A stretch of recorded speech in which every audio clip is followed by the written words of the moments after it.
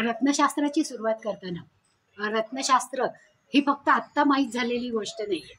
म्हणजे 4थ्या शतकामध्ये बृहत पाराशरींनी बृहत संहितेमध्ये 79 ते 82 या पूर्ण अध्यायांमध्ये संबंध रत्नसंस्कार, रत्नाध्याय आणि रत्नांबद्दलची माहिती, म्हणजे 4थ्या शतकापासून रत्नांच्या जाती, त्यांचं ज्ञान वराह मिहिरांकडे होतं पहा.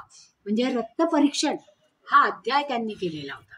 रत्न परीक्षण म्हणजे हे रत्न कसं आहे, ते कुठे निर्माण झालं, म्हणजे खाणीत निर्माण झालं का समुद्रात निर्माण झालं का जीव जंतूपासून निर्माण झालं.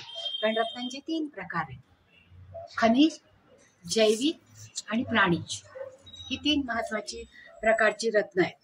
आणि त्याच्यासाठी पाराशरीमध्ये वराह मिहिरांनी स्वतंत्र अध्याय लिहिलेला. म्हणजे तेव्हापासून माहित होतं पहा की आता श्रीकृष्णाच्या गळ्यामध्ये कौस्तुभ मणी आहे पहा. म्हणजे कौस्तुभ पासून कोहिनूर पर्यंत, कोहिनूर तर आपण आतापर्यंत पाहिलेलं आहे पहा. म्हणजे कोहिनूर रत्नाचा इतिहास आपल्याला आता चांगला माहिती आहे की जे भारतामधलं सगळ्यात मोठं रत्न होतं आणि जे परकीयांनी आक्रमण करून ते लुटून नेलं.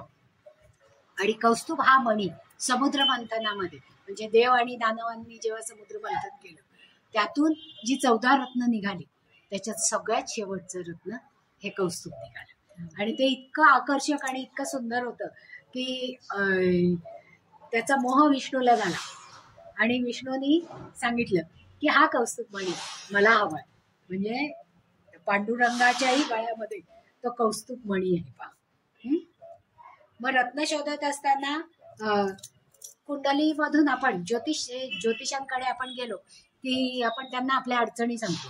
मग ते आपल्याला धार्मिक उपाय, जप, तप आणि पूजा, देवदर्शन किंवा देवांचा मान सन्मान करायला सांगतात, तीर्थयात्रा करायला सांगतात. नेहमीच हे शक्य होईल असं नसतं. मग त्यावेळेस आत्ताच्या काळाप्रमाणे, कारण जसं पूर्वीचा काळ झाला तसं आत्ताच्या काळाप्रमाणे काळ, वेळ याचा हिशोब आपल्याला ठेवावा लागतो. मग त्यावेळेस पटकन रिझल्ट देणारं असं काही आहे का, असं जेव्हा विचारलं जातं जातकांकडनं, तेव्हा रत्नांचा हा आपल्याला उपयोग होतो. आणि तेव्हा मग ज्योतिषी आपली कुंडली पाहू, तुमच्यासाठी कोणतं रत्न, मग ते कार्मिक असेल म्हणजे तुम्हाला भाग्योदय करणारं असेल, किंवा तुम्हाला येणाऱ्या अडचणींकरता असेल, किंवा तात्पुरतं घालण्यासाठी. म्हणजे आता जसं विवाहासाठी आम्ही सांगतो विवाह जमत नाही, मग त्यावेळेस पोळं घाला म्हणून सांगतो. पण पोळं कसं त्रिकोणी, की ज्याचं टोक समोरच्या बाजूला असेल आणि ते तांब्यात करायला सांगतो. त्याचा उपयोग काय आहे, फक्त विवाह जमेपर्यंत. अच्छा, तो विवाह जमल्यानंतर ज्या दिवशी विवाह होतो त्या दिवशी तो काढून ठेवायला सांगतो आणि जलप्रवाह करायला सांगतो. कारण रत्न ही एकदा धारण केली की ती ब्रह्मांडातली ती ऊर्जा आपल्याकडे खेचून घेतात आणि ती ऊर्जा आपल्यापर्यंत पोहोचतात.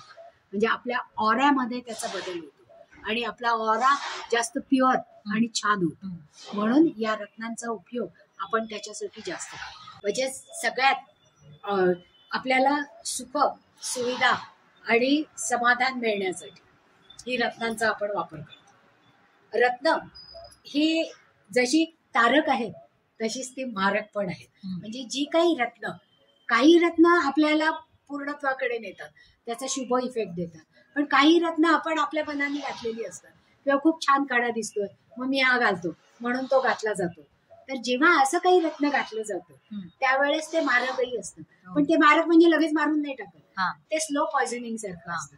म्हणजे तो हळूहळू इफेक्ट देत राहतो. मग तुमच्या स्वभावामध्ये मंदता येते, तुमच्या कामामध्ये मंदता येते, तुम्ही जे काही काम करताय त्यात सक्सेस मिळत नाही आणि हे ग्रॅज्युअली होतं. तर याला मारक रत्न म्हणतात. आणि जी तारक आहेत ती तुमच्या शुभतेमध्ये वाढ करतात, तुमच्या आनंदात वाढ करतात, तुमच्या समाधानात वाढ करतात आणि तुमच्या कार्यामध्ये यश प्रदान करतात. अशी ही रत्न, म्हणजे 2 तारक आणि मारक. मग आपल्याला तारक रत्नच पाहिजे की नाही. म्हणजे रत्न शोधत असताना कुंडलीच्या साह्याने हे सगळे ज्योतिषी मूलभूत रत्न किंवा उपरत्न, म्हणजे मूलभूत रत्न महाग असतं, मग ते जर घेणं शक्य नसेल तर तात्कालिक उपाय पाहिजे ना आपल्याकडे, मग उपरत्न. किंवा ही दोन्ही रत्न जर नाही आली तर आपण आपल्या कुंडलीतल्या महादशा, अंतर्दशा या जशा क्लिक होत असतील त्याप्रमाणे तात्पुरती ती रत्न आपण वापरतो. कारण एखाद्याच प्रश्नासाठी जर आपल्याला ते रत्न हवं असेल तर ते आपण वापरतो आणि त्याचं कार्य झालं की ते काढून ठेवू शकतो. जेव्हा ते खूप महाग असतात त्यावेळेस आपल्याला ते टाकतेचे जीवावर येतात, मग ती आपण काढून ठेवू शकतो. मग कशा कशावरनं ते पाहता येतात? अंकशास्त्रावरनं येतात, हस्तरेषेवरनं येतात, पेंडुलमने आपण डाउजिंग करून आपल्याला ते रत्न सूट होत आहे की नाही हे पाहतो. तसंच लेकर अँटिना त्यांनी सुद्धा आपण पाहतो, एल रॉडनी पाहतो की हे रत्न माझ्या ऑर्याला किती सूट करतंय की नाही करत, हे आपण त्याप्रमाणे पाहतो आणि मग ते रत्न आपण वापरायला सुरुवात करतो. उपरत्नांच्या बाबतीत तर ते जसं धारण केलं की त्याचा प्रभाव सुरू होतो. किंवा सेमी प्रेशर स्टोन इतका इफेक्ट ते देत नाहीत, पण घातल्यानंतर ते लगेच इफेक्ट द्यायला सुरुवात करतात.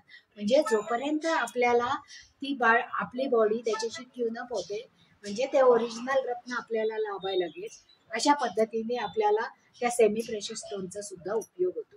कारण त्याचे रंगही वेगवेगळे असतात आणि जे आपल्या शरीराला आवश्यक असतात किंवा आपल्याला त्या कृतीसाठी आवश्यक असतात ती आपण वापरतो.